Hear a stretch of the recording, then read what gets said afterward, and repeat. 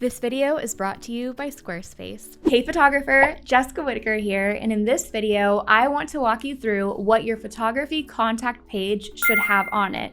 If you find you are struggling to book clients or you're getting ghosted by too many inquiries, your contact page might be the problem. Thankfully, I have the solution for you.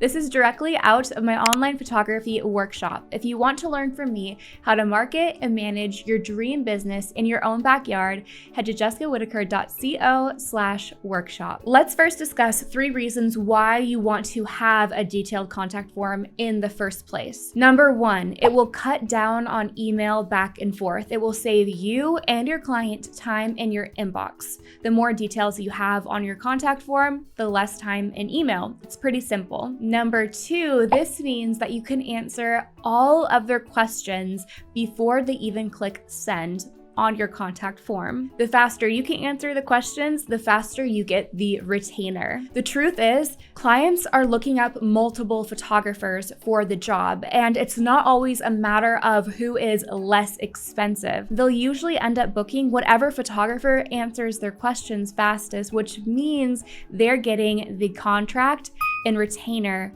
first.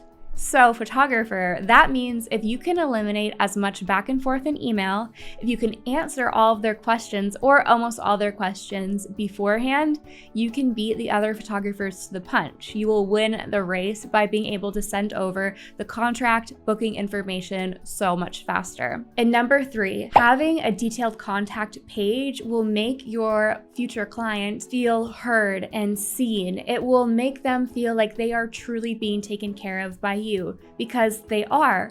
But when they have the chance to fill out the information and get really detailed about what their vision is in hopes for the photo shoot, they'll feel taken care of by you, and you will be delivering an excellent client experience before they're even an official client of yours. Now let's get into exactly what you should have on your contact page and in your contact form. But before we do, I want to thank my sponsor, Squarespace, for making this free photography tutorial possible.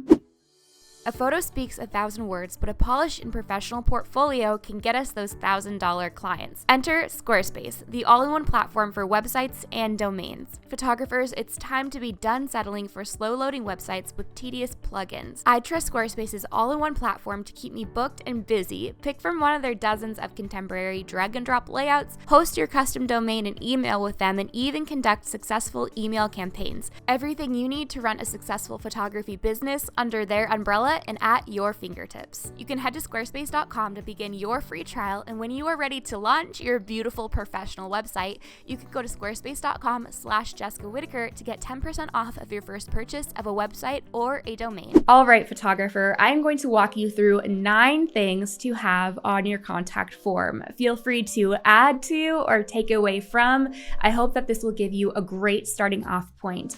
I would really recommend you to pull up my own contact form on my photography website so you can go through it with me. You can head to jessicawhitaker.co/contact. I'll leave a link in the description box below as well. I use Squarespace for my website, and I use the Squarespace form, but you could also use a HoneyBook contact form. HoneyBook is the client management software that I use in my photography business. It's where I go to invoice my clients, send over my contract. They do have contract templates, though I use contract templates from Contractista. I'll have all of this linked down below, as well as the discount codes. And I love HoneyBook because you can automate the entire process. So if you had a HoneyBook contact form on your Squarespace website, which you can easily plug in, then you could set it up to have an automated email go out after somebody has click submit on that form, and you can enter them into a very detailed welcome sequence, essentially. It is fantastic. So I'll leave a link for HoneyBook down below, or you can head to jessicawhitaker.co/HoneyBook for all of the tools and features that I love. Contractista, where I go for photography contracts, is also linked down below, but that is how I have my form set up through, is Squarespace. Again, I would encourage you to go to my contact page so you can follow along and see exactly what I'm talking about. On your contact page, you want to also make sure that in addition to the form, which we'll get into everything to have on the form in a moment, that you have other images on this page. A lot of the times when I have done website reviews in the past, I find that photographers forget to add photos to their contact page. And we have to remember that this entire time, your potential client has other photography websites open in different tabs. You want to remind them why they want to contact you specifically and book you out of all these other photographers. So having those visual reminders is so important, especially when they are already being overstimulated with the other photography work.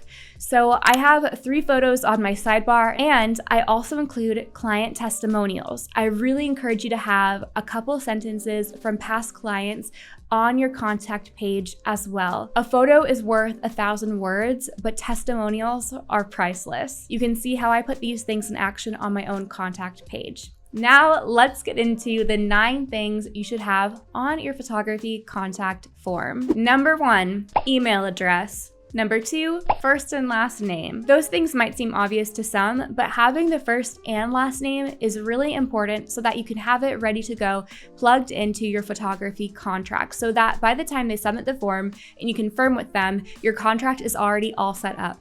And if you are a wedding photographer or you specialize in couple photography, I would also encourage you to have their partner's first and last name and the partner's email address, because if they will be on the contract, you'll need that information. You would be sending an email out asking for that information. Cut down on the back and forth by having it in the contact form. Number 3, ask them what specific days and times they have available. On Squarespace, you can have a little preview text in the text box of the contact form. And so in there, I write, example, October 2nd, 14th, or the 18th after 11 a.m. Basically, the more detail your client can provide, the better, because again, it will cut down on back and forth deciding on a date and time. If you have a couple options laid out, you'll be able to pick what one coordinates with your schedule. The more detailed your client can be, the better for both of you. Before I go into number 4, you will want to have a question box of what specific package they are looking to book.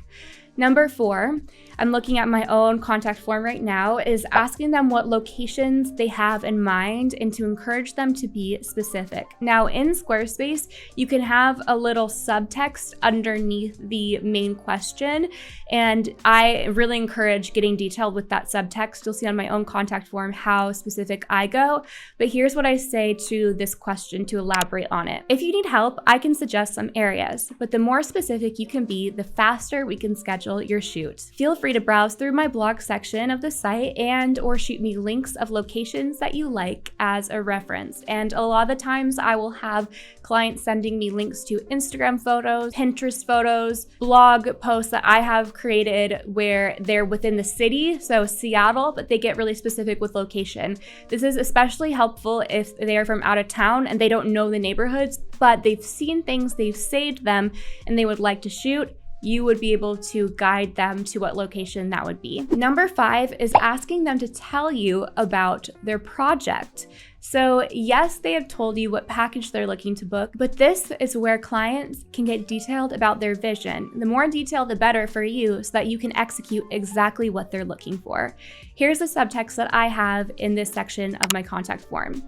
I would love to get an idea of your vision. Are you and the person you are dating celebrating a 3-year anniversary?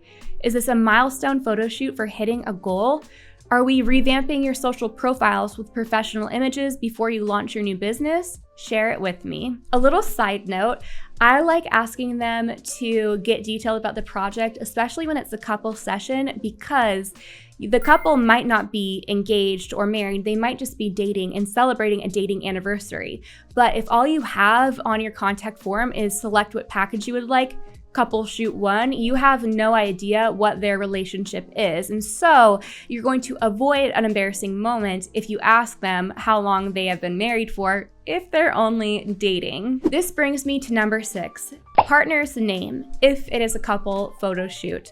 And like I mentioned at the beginning, you'll want to ask for the first and last name and the email address. Number 7, asking if they have any specific props that they would like to use. Here's how I go in detail on my contact form about this. From a classic car for an engagement session, a bouquet of roses for senior portraits, or a laptop for business headshots, let me know the details. You are responsible for bringing along any props. And yes, you can bring your dog. This is great because it gets the wheels turning for what your client could include, and you're putting the responsibility on them about bringing and providing the props. Any specific poses or locations. If you have any specific poses or spots at the location you would like me to photograph, please let me know here.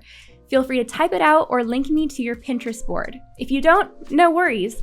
I just like to nail down all the details to save us both time and keep communication as clear as possible. Having this question and this explanation will help make your client feel seen, and I'm letting them know upfront that I want to save both of us time. I value my time and your time, and I want to have clear communication. So even though these questions might imply that, having it written down will really make your client feel taken care of, valued, and seen. Another thing you might note is that I use the word specific almost in all of my questions. I'm not looking to swap it out with any other words to seem like my vocabulary is so expansive.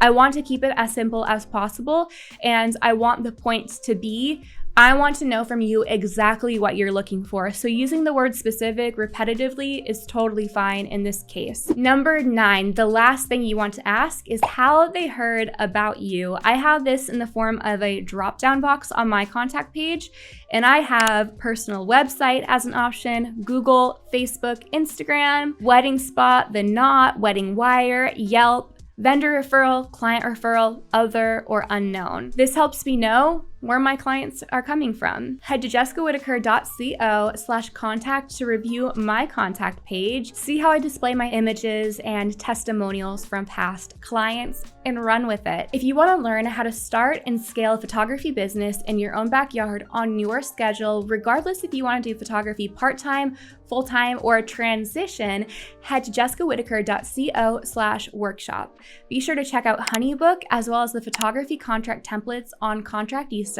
using the link in the description box below. Be sure to hit subscribe so that you're the first to know when new free tutorials for your photography business come out. You can follow along on Instagram at Jessica Whitaker for daily tips, tools, and resources for your photography business. And if you're looking to join a kind, encouraging, and inclusive photography community, check out the free photography Facebook group called Build and Bloom. There's also the Build and Bloom Photography Business Podcast. Season 2 is rolling out shortly. I believe in you, and I believe in your business, and I'll see you in my next video. Bye.